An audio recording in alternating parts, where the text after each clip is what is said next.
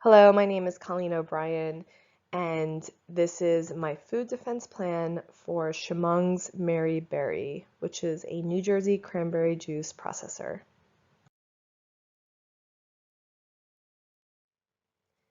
I will start by presenting the food defense plan.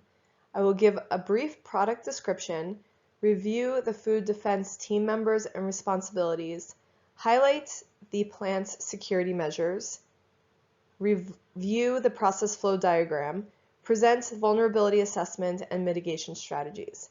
Then I will go into the crisis management plan, review the team members and their responsibility and the procedure.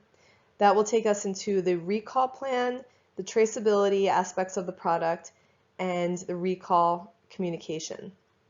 Then I will have the food defense plan management and testing schedule presented, and finally the plan checklist to ensure vulnerabilities are identified. Cranberries are one of the very few fruits which are native to North America. New Jersey is the third largest producer of cranberries in the United States, following Massachusetts and Wisconsin. Chemung's Mary Berry is a small family-owned 90-acre farm with 10 producing acres of cranberries. They are located in Chemung in the Pine Barrens off of Route 206.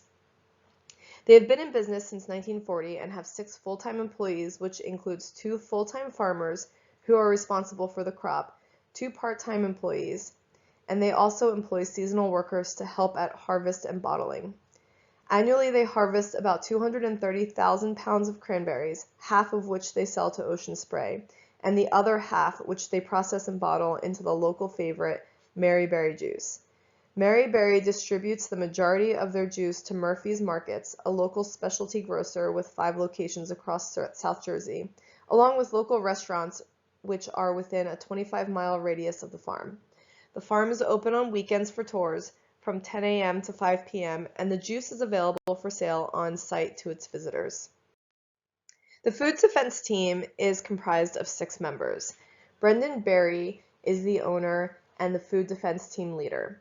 He is responsible for organizing meetings, developing and updating policies, creating training guidelines and expectations, and he is the decision maker for mitigation strategies and escalation of a crisis. Lisa Johnson is the farm manager. Her role is to assess for any external vulnerabilities to product safety, which includes chemical contamination, environmental threats, and building perimeter vulnerabilities. Stacy Luke is the quality control officer. Her role is to identify internal areas of vulnerability related to process, people, physical security, and equipment. She works to create a mitigation plan and timelines for implementation to present to the owner. She is also responsible for implementation and training of final plans for the food defense. Kurt Wilhelm is the plant engineer. His role is to identify equipment vulnerability and security issues which could be susceptible to intentional contamination and present mitigation strategies for areas of concern. Lily Carter is the sales and marketing manager. She is responsible for ensuring a plan is in place if a recall was needed due to product contamination. She will ensure all client contacts are up to date and that she has a contact list of all local, state, and federal departments to contact in a crisis. And finally, Joe Jones is the main bottler. His role is to identify areas of vulnerability during the bottling process and develop mitigation strategies to reduce the risk. Chemung's Mary Berry Farm is located off of Route 206, a 130-mile highway connecting North and South Jersey. Although the plant is off of a major highway, there is not much around the area, and the area is very rural. The processing plant is partially visible from the highway, blocked by pine trees and shrubs. The driveway into the plant is not lit and is challenging to identify, especially at night. The driveway leads to the well-lit guest parking lot, which is in front of the main entrance for visitors. There is an employee entrance in the back, a side emergency exit door, and a loading dock entrance. The main entrance is open and unlocked daily from 10 a.m. to 5 p.m. The employee entrance is locked at all times, and employees gain access with their badge. The emergency exit side door is self-locking, and the door to the covered loading dock is locked at all times unless a pickup or a berry drop is scheduled. The exterior of the building has 2 motion sensor cameras, one at the main entrance and the other at the employee entrance loading dock. The cameras save the recording in cloud space for 30 days, and then the content is deleted. Outside the plant, there is also a locked shed which houses access to the plant's water well. The water is pumped inside and goes through a cleaning and filtration system prior to being blended with the concentrate. Inside security, the main entrance to the processing plant for visitors is open daily from 10 to 5, but has a locked door which enters into the processing area. Through that door is a hallway which first takes you past the employee locker rooms, which are unlocked. Across from the employee locker room is the lab testing room, which is locked at all times with very limited access. Past the locker room is the chemical storage room and the utility closet, and this door is closed at all times but not locked. This area also houses the water filtration system. The freezers where the cranberries are stored are next, and the doors are locked at night, but during the day are left unlocked. The ingredient room is across from the freezers, and this room is locked at all times with limited employee access via the badge reader. The hallway ends, and there is a locked door which enters into the processing floor. There is a sign restricting access to designated employees only, and there is a badge reader which unlocks the door to designated personnel. There is a doorway with locked doors which exits out to the loading dock. These doors are locked at all times and requires badge access to open. There is not a video surveillance system inside of the processing plant at this time. The plant's hours of operation are Monday to Friday from 7 to 5 and Saturday and Sunday from 10 to 5. There are currently 6 full-time and 2 part-time employees. These are long-term employees who have been with the company for many years. Turnover of these positions is very low. Upon hire, each employee has a background and reference check to verify credentials and experience. They are given training which includes food safety practices, food defense policies and protocols, and company standards of operation. These trainings are reviewed with staff members annually. Each staff member is given an identification badge which has their picture, name, and job title on it. The badges also are programmed for security access to different areas of the plant depending on their job title. When employees report to work, they are required to change into their assigned uniform and leave all personal items in the locker room. These items can be accessed during break times only. The seasonal staff are acquired through a temp agency which handles all the HR paperwork and background checks. These employees are present for 4 months out of the year and are not as reliable, with frequent call-outs and no-shows. Seasonal staff all work on the processing floor and only have access to this area as well as the employee entrance with their badges. They are given the same training upon hire and are held to the same standards as the full-time and part-time employees. Upon hire, employees receive training regarding the company's food defense plan and the role each person has in preventing an incident of intentional contamination. The food defense plan is reviewed and a quick tabletop exercise is completed in order to exemplify a potential incident. Annually, this plan is reviewed with a tabletop exercise with the full-time and part-time staff. Here's a diagram showing the steps for processing the cranberries into juice. The cranberries are ready to harvest each October. Once the cranberries are picked, they are placed into loading trucks. The berries, which are used to make juice, are taken to the plant's loading dock and placed through a rinse station to remove dirt and debris.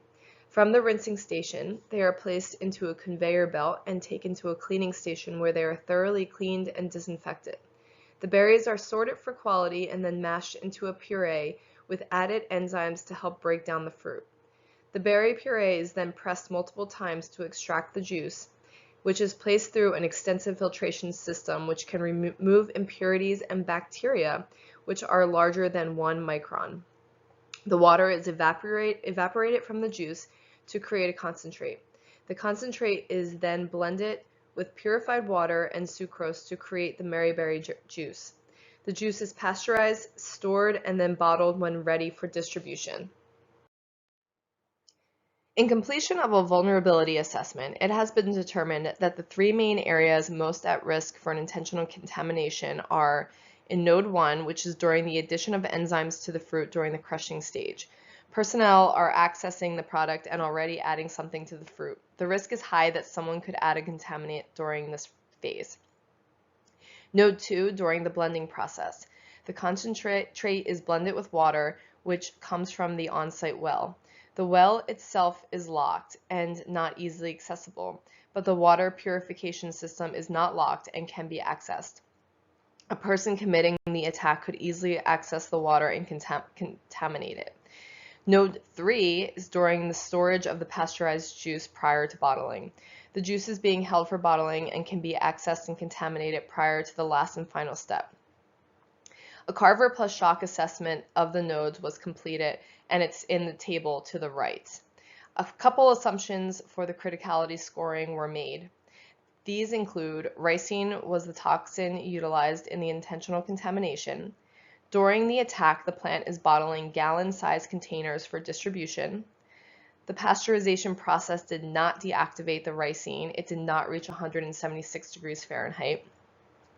Mary Berry's annual output of product is 23,000 gallons, and the following numbers were assumed: that there are 450 cranberries in 1 pound, there are 4,500 cranberries in 1 gallon of juice, 5,000 pounds can produce about 500 gallons of juice, and the average consumer weight was 150 pounds. In the interest of time, I'm not going to review the scoring justification for each step of the Carver plus shock, but I will review the final scores that came up. Node 2 scored the highest and had the highest potential for loss of life at 40,000. Node 3 was scored at 44 with 16,000 potential deaths. And Node 1 had a score of 40 with an estimated death toll of 4,000. This slide presents the mitigation strategies for the identified areas of vulnerability. They are ranked based off of effectiveness and available resources. For Node 1, implementing the physical security mitigation strategies would reduce risk significantly, but are expensive and would need to be considered for future implementation.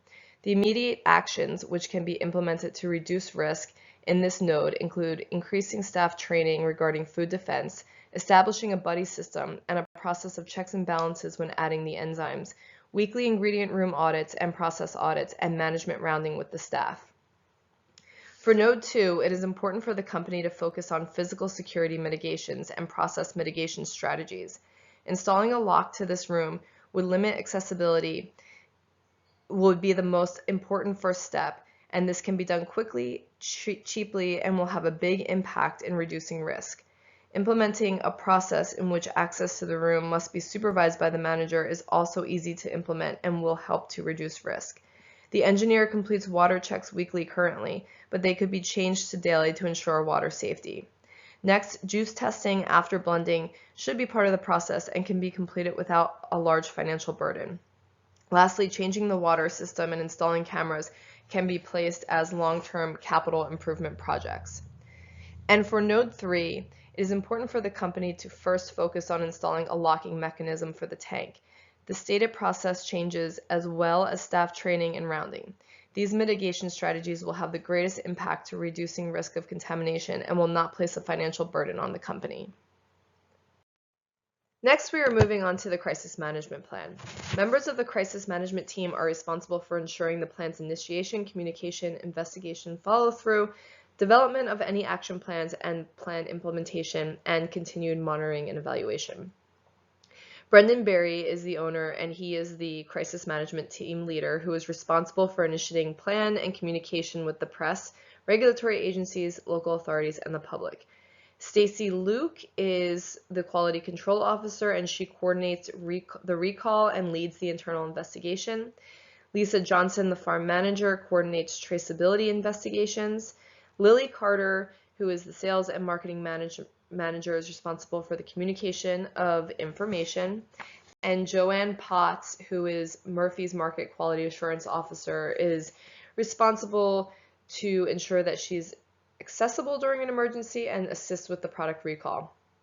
The purpose of the crisis management plan for Chemung's Mary Berry is to have an established set of guidelines in place in order to swiftly handle a crisis which impacts the company or its consumers.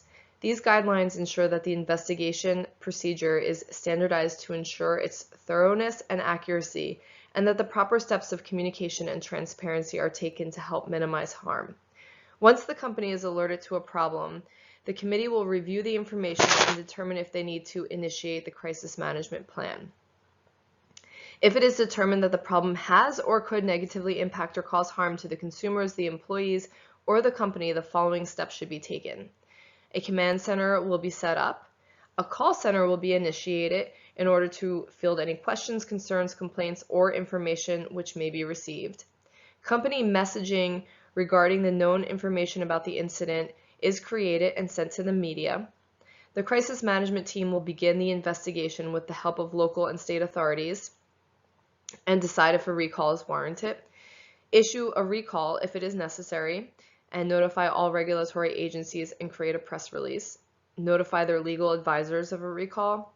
Collect recalled product, quarantine and test as needed. Continue to investigate the cause of the problem, and once identified, create an action plan to prevent future issues. Terminate the recall. Product recall assessment and evaluation for improvement opportunities, and then annual crisis management procedure testing and training. The recall plan is prepared in order to act quickly and effectively to locate the product, to remove the product from the market, to quarantine the product, to identify and to correct the root cause in order to prevent reoccurring, and to reassure the consumer about the establishment's commitment to consumer safety. All cranberry juice products which Chemung's Mary Berry produces falls within the scope of the recall plan. The farm manager and the quality control officer manages the facility's traceability for both the raw material, the cranberries, and the final product, the cranberry juice. Farm records are maintained, which includes information regarding seeding, fertilizing, adding pesticides, and harvesting. These records categorize information based on the cranberries' plot which they're grown on.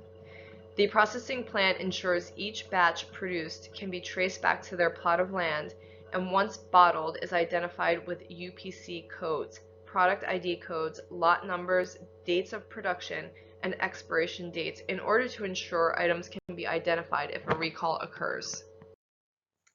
Here are samples of the press release and video script for a product recall.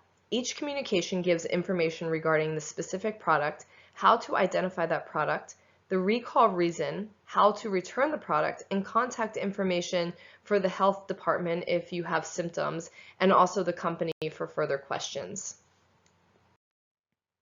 The food defense plan is managed, tested, and revised by the food defense team members. Plan management is everyone's responsibility, and here is the schedule for weekly, monthly, quarterly, and annual management and testing responsibilities.